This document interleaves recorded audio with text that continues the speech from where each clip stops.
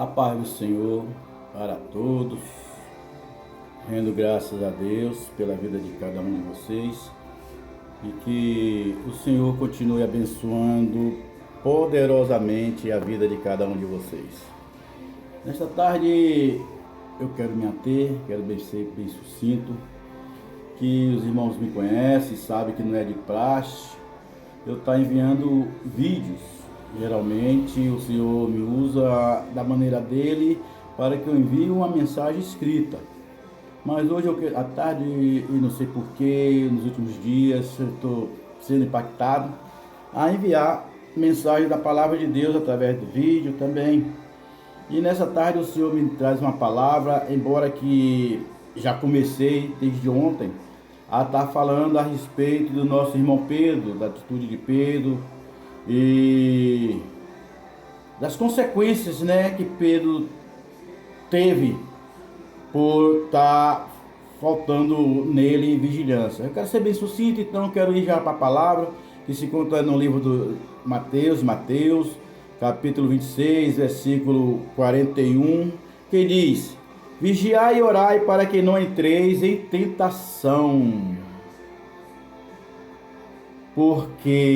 Para que não entreis em tentação, pois o espírito, na verdade, está pronto, mas a carne é fraca. E indo segunda vez, orou, dizendo: meu pai, se este cálice não pode passar de mim, sem que eu beba, faça conforme a tua vontade.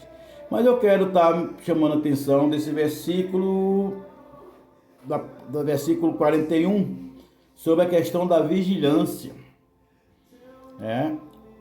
Eu acredito que quando falta uma vigilância, no vídeo anterior falei sobre a distração e hoje eu falo sobre a vigilância.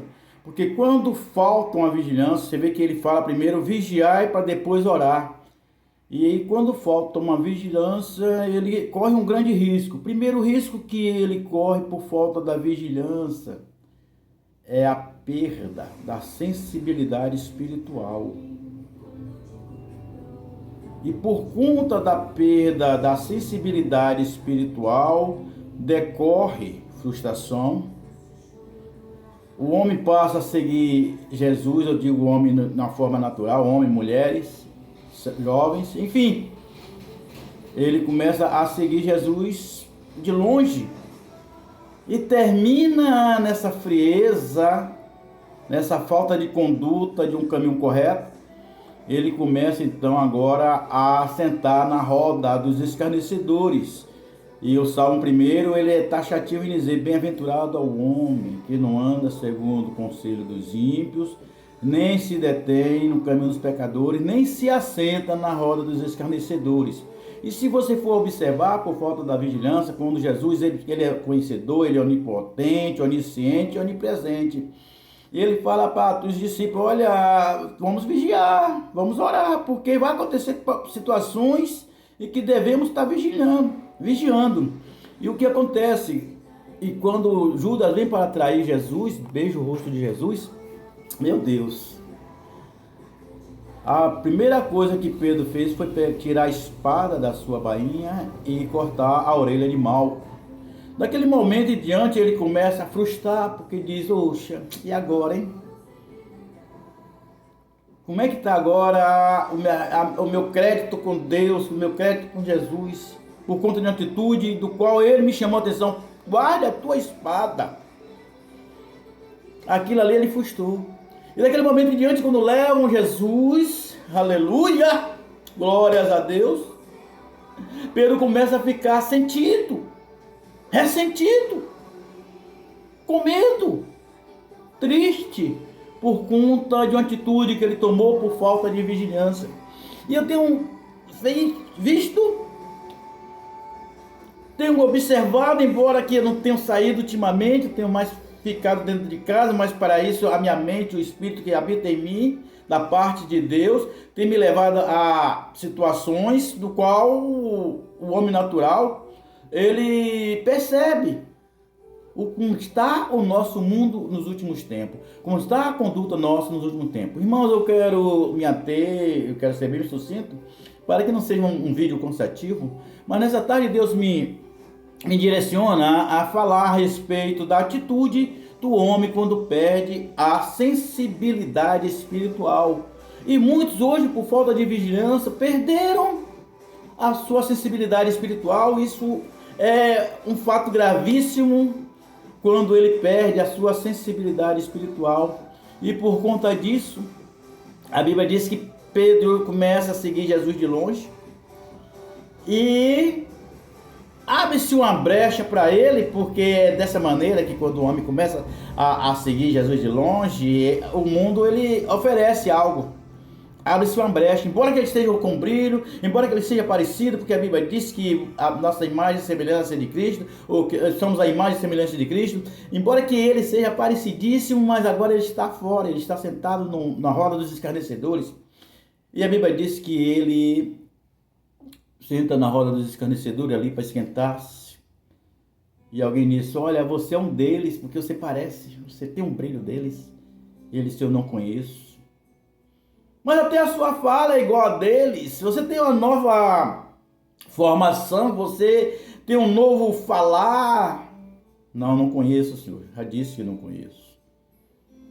E alguém disse: não, você é um deles sim. E ele fala: eu não conheço. Então ele nega Jesus 3 vezes. E a partir daquele momento, quando o galo canta, ele lembra que Jesus falara para ele que ele iria negar a Jesus. Mas o que me chama a atenção é que depois do fato, a Bíblia relata que Pedro ele fica sentido, ele fica lá frustrado. Perdi a sensibilidade, andei fora do caminho e ainda neguei Jesus. E quantos estão fazendo isso? Mas o brilho continua o mesmo. O coração continua palpitando. Continua ainda, aleluia, o Espírito de Deus continua ainda posicionando dentro dele. Você saiu, você andou fora do caminho, você sentou na roda dos escarnecedores, mas há a raiz em ti, há o brilho do Espírito Santo em ti. Você errou, mas o Senhor do seu erro não lembra mais.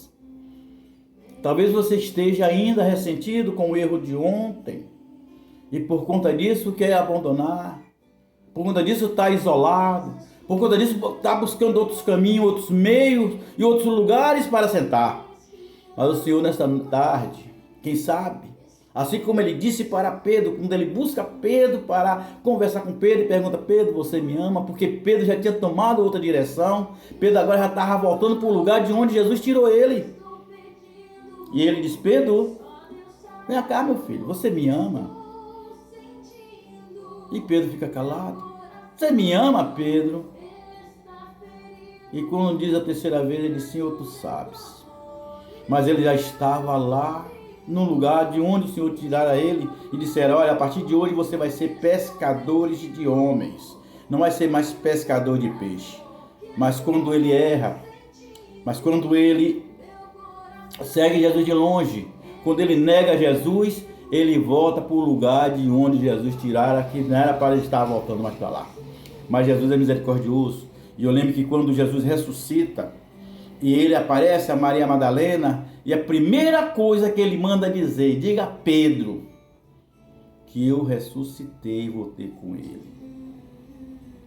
E a Bíblia diz que quando ele recebe aquele recado, Xaramanagaçu, Manai, Ketubanas, a Bíblia diz que ele sai correndo, ele e João saem correndo, direcionado ao túmulo.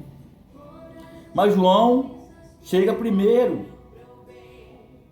E ele diz para João: João, você mexeu em alguma coisa aqui? E João, aleluia.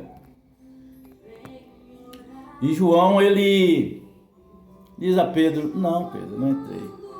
Mas o que é que está relatando a questão disso? Porque diz que os lençóis estavam tudo bagunçado, mas havia um lenço que cobria a sua cabeça dobrado sobre um banco.